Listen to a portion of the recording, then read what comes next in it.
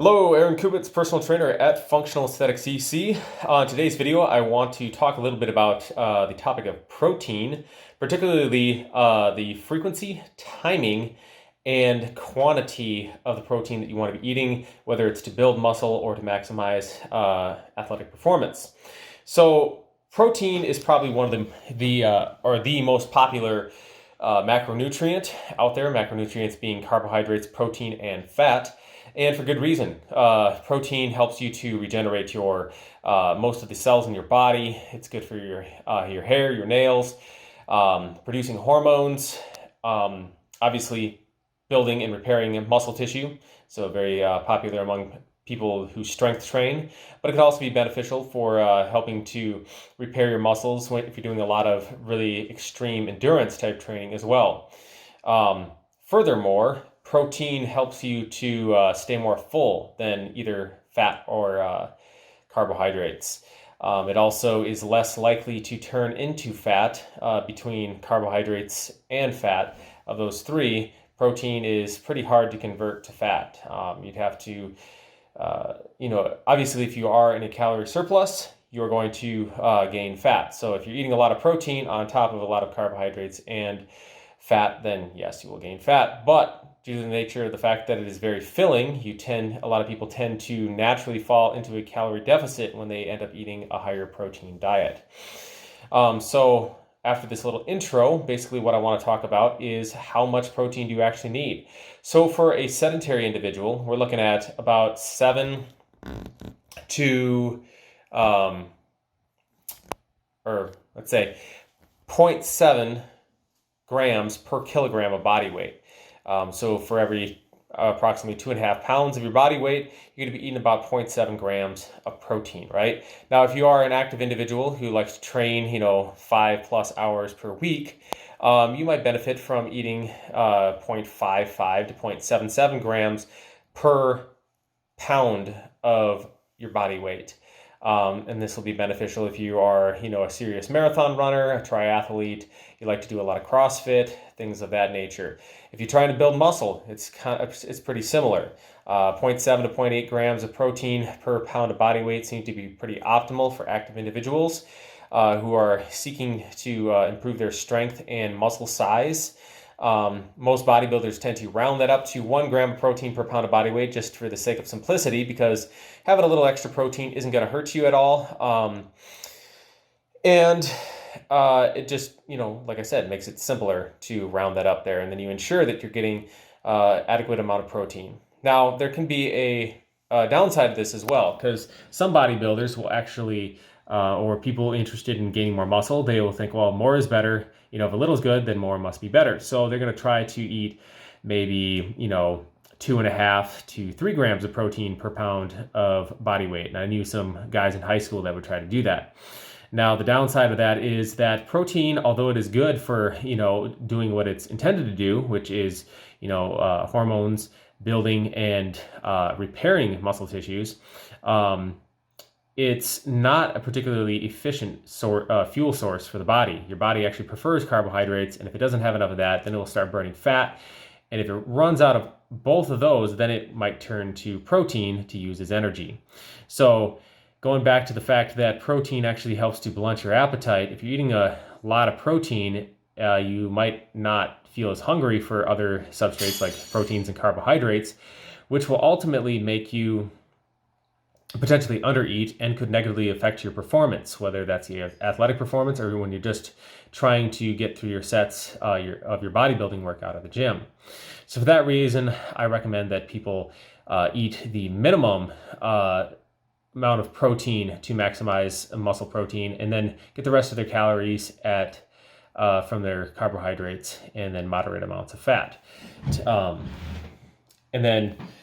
So that's basically my recommendations there for the quantity of protein. And then if we want to move on to frequency. So the science seems to show that for optimal frequency for building more muscle, that about 4 feedings of protein per day is optimal. Now, if you are a larger individual or you have very high calorie requirements, you might want to spread out your fuel even more frequently, right? So, if you're 220 or above, you might be needing to eat more than 50 grams of protein per setting if you're only eating 4 meals per day. So adding another, fifth or even sixth, seventh meal in there might be beneficial for you. Because if you're eating more than 50 grams of protein at one time, not all of that is going towards building muscle. Actually, your body will break down some of that and convert it to glucose to use for energy, which, as we described before, is not super efficient. So you'd be better off spreading it out more so you get that more elevated protein levels at more, so that you can optimally absorb the protein that you're taking in. The next part would be the timing of the protein. So the most popular part is the what they call the anabolic window of opportunity. And when I was first getting into bodybuilding, this was, the big thing where everybody was saying, well, you need to be eating, some protein and carbs as soon as possible after you get done working out, and no later than like half an hour after you work out. Otherwise, you're going to start, losing your muscles that you worked so hard for because of the catabolic effects of training. Now, that has since been disproven, and I'm going to leave a bunch of research references in the comment section below this video, so you can check those out if you'd like.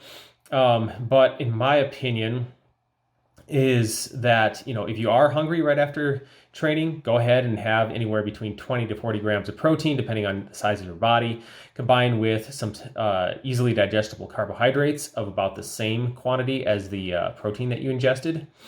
And then, keep this meal also pretty low in fat, because not that fat's going to necessarily make you fat or anything, or that fat is bad and we're trying to get away from it, but fat will slow down the digestion process, meaning that you won't replenish your glycogen stores, and the protein and the nutrients won't get back to your muscles as quickly as they could if you kept the meal lower fat.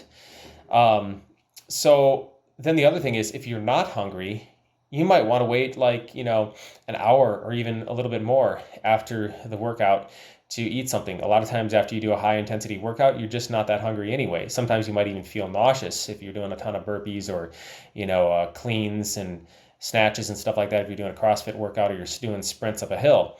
And that'll just make you, less inclined to want to eat something, right?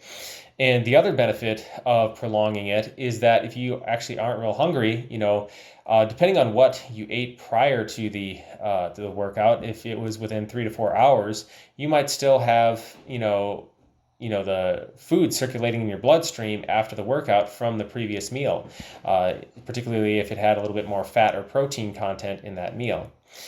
So by foregoing that post-workout protein shake for a little bit, you can actually optimize the fact that your body is burning fat more now, right? So you've broken down fat from fat cells while you're doing the high intensity work, and now it's circulating around in your bloodstream. So if you go and eat something, it's going to kind of blunt that fat burning effect, because now you have something else to burn and it's going to digest that, right?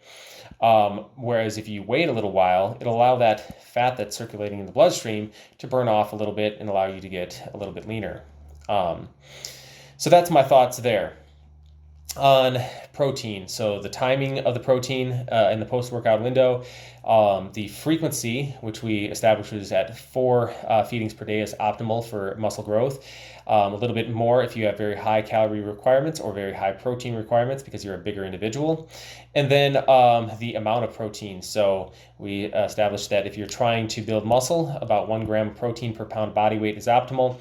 You can go a little bit higher than that if you are in a calorie deficit, because a little more protein can help to offset the excretion of nitrogen and help to keep you in a positive nitrogen balance to hang on to that muscle while you are in a starved, fasted, calorie-restricted state. All right, guys, that's all I have for today's nutrition tip.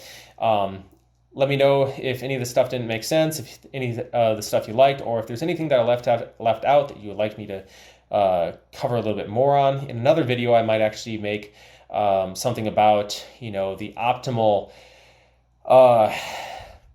the different types of protein and when it's optimal to ingest each type depending on your fitness goals.